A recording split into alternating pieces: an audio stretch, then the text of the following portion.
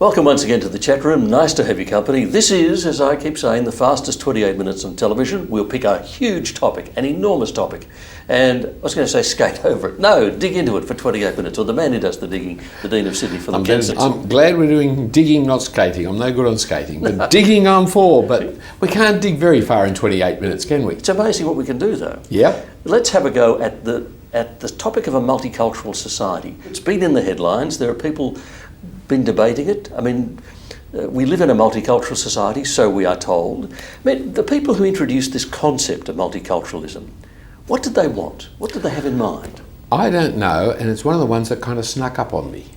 I don't think I was ever invited to sign a referendum saying I wanted Australia to stop being monocultural and become multicultural. It just is what some people somewhere said should happen, and then over a period of time it became politically incorrect to say you didn't like it. Right. So well, we don't know what they had in mind, but have a guess. What do you think they were aiming at? What did they want our society to be like? Yeah, peaceful, harmonious, open, welcoming. They wanted it so that in a tolerant society where everybody could have equal share of the justice and prosperity of the society, and where racism would be excluded in particular. So they wanted tolerance in their sense, just everybody would accept everybody else and everyone would be nice. Everyone would be nice and everyone would get on well with their neighbour. Right. Doesn't work, does it? No. No. Why doesn't it work? What's wrong with it? You meant my neighbour. No, he's a nice person. Well, actually, they're not. Actually, love your neighbour as yourself is very hard. It's work, isn't it? Yes. So love your enemies, it'll kill them. But people are sinful to start with. And our sinfulness is often expressed in our cultures and reinforced in our cultures. And we do have tribal mentalities. We do like to go with the herd. We belong to this group. I belong to this group, not that group. And part of the way I identify this group is because I'm not like that group. And so I will always be over against them. It's all very well to say everyone should be tolerant, but what if your culture is an intolerant culture? But we tolerate your intolerant culture because it's tolerant of us to tolerate your intolerance. I'm sorry I started that sentence. But well, you know that's what I mean. right. I know what you mean, because the end result of the course is the intolerant wins. Because they'll be more firm. They'll stand for their guns, and so therefore everybody has to go along with them because they will not tolerate everybody else. Given that that's the reality, it is nevertheless the case that anything other than multiculturalism is, as you said, thought to be unthinkable these days. Yes, and nearly all the alternatives are just as bad. So what are the alternatives people are frightened of that they want to avoid? Assimilation. Assimilation means that all the minority groups have to become like the majority group, whether they want to or not, whether the majority group's got it right or not. Everyone has to become like them. Well, that's unjust and unfair. I mean, if you wish to conduct your life in a different pattern, you wish to live in a different way, why should you have to go along with the majority? So it's a very simplistic way of looking at things. It's almost as though you look at migrants coming off the boat being issued with their blue singlet and their hat with corks dangling off it, and saying fit in or go away again. Fit in or go. You've got to talk English. You mustn't talk any foreign language on the street, you see. And so we have this desire either to make everybody the same, or that's really inhospitable. And so we say, well, then you can all be different. But how do you hold a society together when everybody's different? I mean, take speaking English on the streets. When I was a child, if anybody did speak anything other than English on the streets, I mean, in the bus and things like that, I mean, I heard people chastise total strangers. Talk English here, and really be quite rude to people. On the other hand, the multiculturalists don't really want us to educate every child in their mother language. I mean, there's 140 or so languages in one of our suburbs of Sydney, which I won't mention which one, doesn't matter which one, but there's 140 different languages spoken at home as the first language. What's the school teacher supposed to do? What's the local school supposed to do? So practicality takes over. Yeah, it's just ridiculous. So we teach everybody English, and we teach in English. Now, if there was one big alternative home language, Spanish, some parts of the Americas, this is the way, then you say, oh, no, we teach Spanish here and we teach in Spanish here because this is a Spanish-speaking. But then you create the ghetto, don't you? Then you create the Quebec of Canada, where suddenly you cross a line and now you're talking French, and you cross the other line, you're back talking English. And the hostility and tensions that exist that way. So do you have assimilation, or do you have the melting pot? We all come in together, and then after a while something new is going to come out. Some kind of new culture develops called the Australian culture. Well, that was Les Murray's argument. He called it the common pot. You don't bring everyone here and make them like us, but they all contribute to the common pot. So what we are changes by all of us being together. That as kind of an alternative to multiculturalism. And it was the great American dream.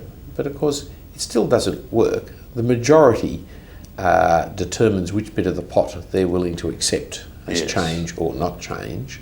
It's not necessarily for the better that we're going to come out at the end of the day. The whole thing is in some ways a form of social engineering. We want migrants in our country. We have cleverly devised that they come from everywhere so that we don't get too much of a ghettoed minority, a powerful minority group. So it looks like we're being generous and open to everybody, but we're not.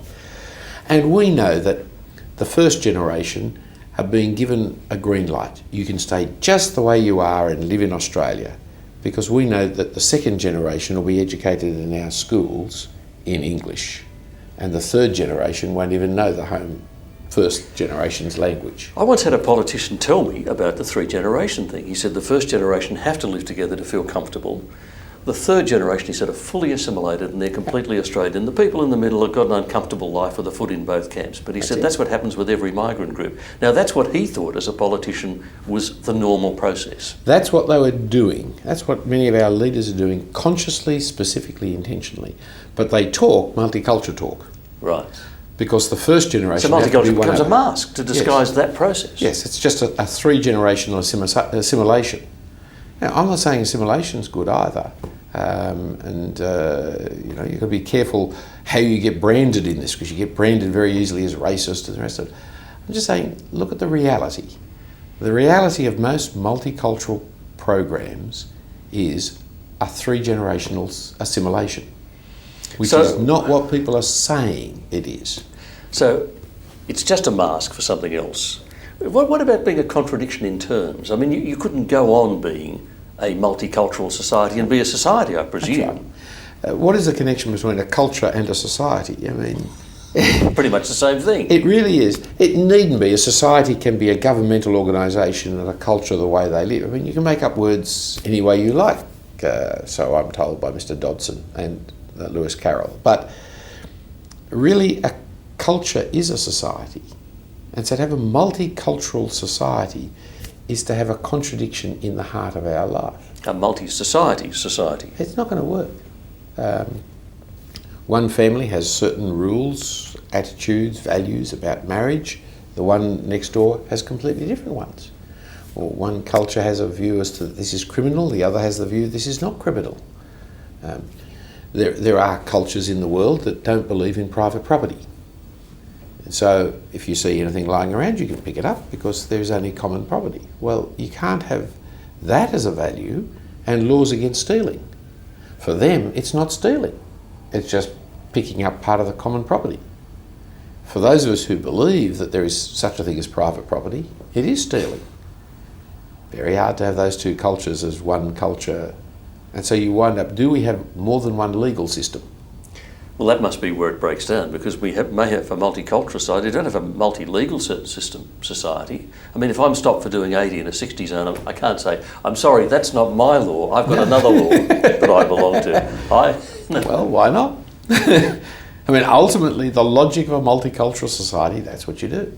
So hence the suggestions that Indigenous communities should follow tribal laws and Muslim communities have Sharia law and so on. And Friday is the public holiday in one culture, Saturday is in another, Sunday is in another, and then there are other people who don't have any special day. And there are Aussies who think they'd like all 3 days off. All 3 years, the longer weekend, because we're a multicultural nation, is not what's done. So what then our new culture is, the melting pot culture, is money. Because it's the lowest common denominator. Right. It's the thing that we all agree about is money. Whether you're Jewish or Muslim or Christian or Buddhist, if you're an Australian, you're here for the money. And so for a better lifestyle, they say. Well, so they say, yes, for the money. And so that's the lowest common denominator we can agree about. And all our laws and all our culture are just about who has access to the money when. Well, that's a culture that I really don't want to live in. I'd prefer to live in, a religious culture I disagreed with than a materialist culture that I disagreed with. I mean, if that's the highest good that we can tell people, that we've got fair distribution of money, we're actually in a Marxist culture. Yes, or we're in a society where everyone's here for the same purpose, to be as prosperous as possible. Yeah. Well, yeah, that is a very barren, sterile culture. And yet that's the one thing we can agree upon. So we can't get public companies to sponsor anything that has a religious character to it because, say, there are members of the public company whose money is involved here. And so they can only sponsor things that are non-religious. And so it goes on. It becomes a culture that is really unpleasant. We lose our weekends. I mean, the solution to whether we do Friday, Saturday or Sunday is... None of them. None of them. Yep. You go make money any day. So we no longer have a common day off when families can get together. That's right. And the vast majority may be Christian or Christianised in the loose sense of the word. So 70, 80% may be ticking the box, say they want to be Christian, but they can't enjoy their day off because there are 2% who might be Jewish and who want to have Saturday off, or 5% or whatever it is who might be Muslim and want to have their day off. And so on the grounds that we can't give it to anybody, we give it to nobody. So multiculturalism is in the first place a mask hiding what politicians were really doing, the 3-generation assimilation. It's also unworkable because you can't have a multi-society and it breaks down in legal areas. What about, when you come to faith, what happens? Does a multicultural society mean we need a multi-religion society in which we have to tick a box that says every religion is equally true? Well, there's always this shift between tolerating the alternative and relativistically accepting the alternative. So it's one thing to say, I disagree with you, but I'm glad you're here as my neighbour and we can work together on all these other... That's tolerating our differences. But relativism says, well, you've got as much right to be... you're as right as I am. Your God is your God, my God is my God, and we all believe, and so it doesn't matter. So if I believe I'll be judged after death, and you believe you'll be reincarnated after death, I'll be judged, you'll be reincarnated, yes. It all works. Yes, or nothing. Yes, and so relativism is a great shift from tolerance. Tolerance actually says, I'm still right, and you're wrong.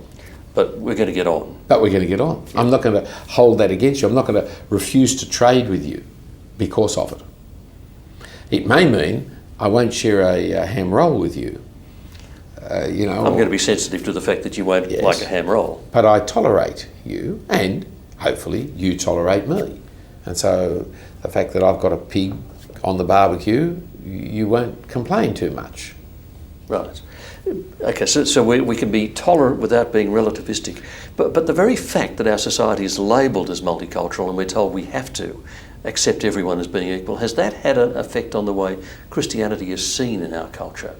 Yes, because it's now seen as one of many alternatives and not the one that gave rise to this culture. Now, into that, of course, is a complete absurdity. That is, Hindus don't really believe in Westerners becoming Hindus because Hinduism is being Indian. It's not really a religion like Christianity, which is an evangelistic religion, or like Islam, which is an evangelistic religion. It's a national characteristic. It's a way of being Indian rather than something you go out and persuade other people to become.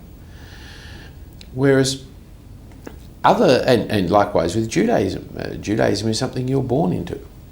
It's not something that you go and preach to other people. And so it has a different attitude to how you live beside people than something like Christianity, which has the obligation of telling everybody about the Lord Jesus Christ. So religion becomes different. Now, at this point, our multicultural society comes out of Christianity. So that's actually where deeply buried the Yes. assumptions have come from. Yes, because you don't get multiculturalism in a Muslim country. I mean, you don't get it in India because every Indian is supposed to be Hindu. Even if they became Christian, they're still Hindu. It's just a relativistic acceptance of everything. But Saudi Arabia doesn't have multiculturalism, nor is it likely to. They're not interested in letting everybody come in and tolerating other people, nor treating them all equally before the law. That is not... It's a very Christian idea to accept the stranger, the foreigner, and to accept him as a full member as much as he can enter into it in society. And so that you have the same legal rights for work, for housing, for food, for justice in the land, comes out of a Christian perception that all humans are created in the image of God. So this has actually grown out of the thing that William Temple a long time ago called the cut flower civilization. These people have cut themselves off from the roots of Christianity, don't want to know Christ, but because there's 2,000 years of Christianity behind them, they're making these assumptions. Yes, that's a good way of putting it. Yes, thank you. And they're still the flowers, Yes. but they've just cut them. And the flowers will die sooner or And later. the flowers because they cut die themselves over off. time because you don't have the nourishment that keeps them going. But it is Christian. See, this is one of the traps. See? Multiculturalism is an expression, a particular expression, not a very good one necessarily, but an expression of Christianity. Because Christians are always, and it's in the Old Testament, so Jews should be too, concerned for the refugee, for the alien, for the other. Hospitality is one of our high Christian virtues. It's a command. It's We're a command commanded to be hospitable. Yeah. And the word hospitable actually means loving the stranger, is the root of the word.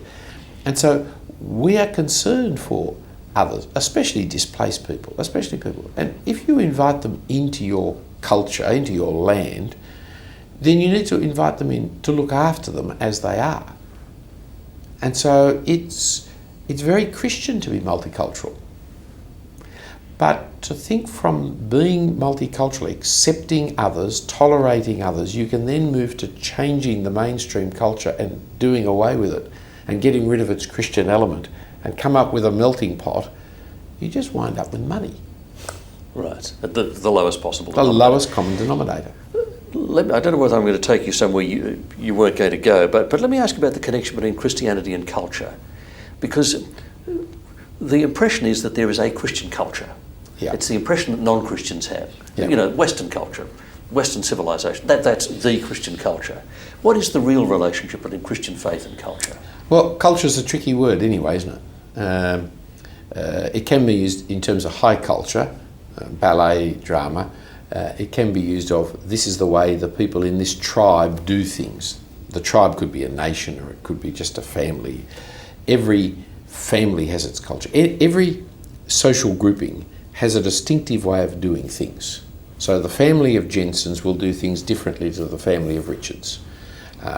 They're minor things, they're fairly unimportant things, so the families Richards and Jensens can go together and have a Richards-Jensens culture as well, if we want to. And every time there's a marriage, there is a joining together of two family cultures and the creation of another one. The more those two cultures are similar to each other, the more they can assimilate to each other. The more different they are, the more difficult it is to make a marriage out of that couple. Not impossible, but the more difficult it becomes. Now, there are some cultures which are just ways of living, ways of relating, ways of interrelating and interconnecting with each other. There are certain cultures which, in order to be retained, require them to live separately. The only way they can be coherent is if they're cut off from everyone else. Yes, or marked out as identifiably different. They could live in the same country, but they've got to put markers around themselves to protect their integrity. Wear different clothes, live differently. Yes, eat different foods, Yep. marry within only and things like that. And so to make up a country of lots of different cultures, well, it's very hard for the integrity to be kept. in these different cultures. I mean, you see it classically in that North American, the Amish people. Right? There is a little culture within a wider culture that has retained its own language, its own way of doing things. But then, lo and behold, they find out that several of them, the younger generation, have been using this distinctiveness and the generosity of the wider culture of America to allow them to exist to smuggle drugs across the border to Mexico. Only in horse-drawn vehicles. Only in horse-drawn vehicles. And so you then say, well, what right have they got to benefit from being in this nation without paying any of the dues to this nation? Because they want to live a separate life within the nation. Yeah, polygamy is a classic. Should you allow polygamy or not?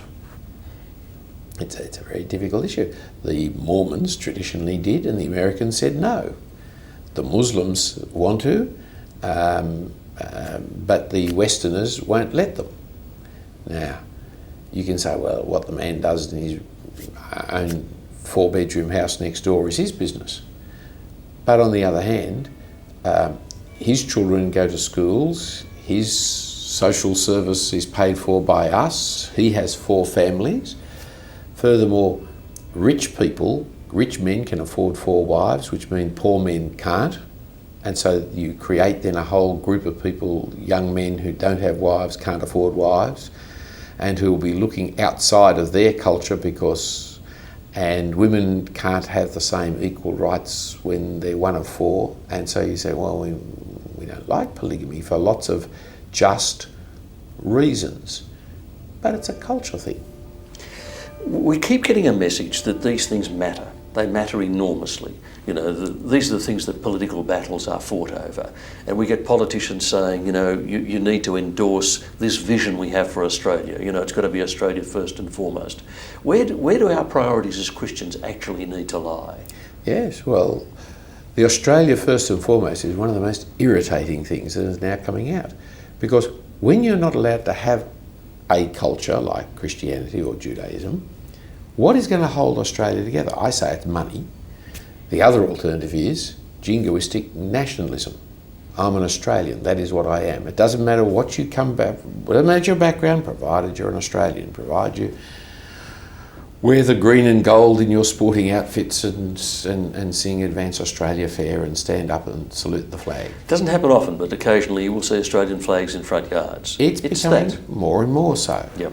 Now, in a previous generation, it was God and King and Empire and Nation. But you get rid of God, and lots of people don't want to have the King, and we don't belong to the Empire anymore, so there's only the nation left. And so it's my nation, do or die. Well, who defines who the nation is? Politicians? If it's politicians, I don't think Australians want to be following the nation. Anyway, you keep changing them. Is it our history? Well, no, we've just chopped off our history. So it's whatever Australians do is good. Well, there are many things we've done which are so bad that you won't want to say that. I don't want to take my ethics and my principles of life from being an Australian. I'm not embarrassed about being an Australian. I'm very glad under God I am an Australian. It is a wonderful country with wonderful systems and wonderful culture and wonderful law. But no, God comes first, not Australia.